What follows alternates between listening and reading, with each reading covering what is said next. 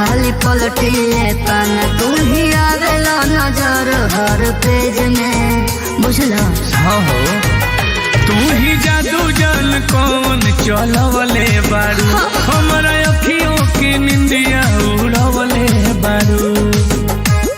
बोला पढ़े गईलू हा कुछ खैलू हा पढ़े गईलू हा कुछ खैलू हा काहे मनम पढ़ाई में लागे ना।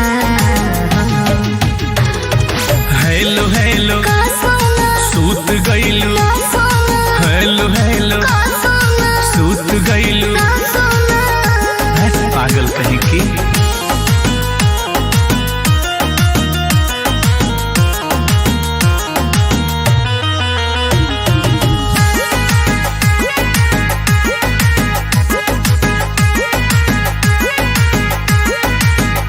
बबलू बिने अकेला बरतिया कटे न खाब मारी धरल एही एजने। अरे सुना ना हो बोलो फुलवा से कहत निकल आई का तारा लगे अभी जाने चल आई का। बोला आजा याद आवता फिर सतावता याद आवता फिर सतावता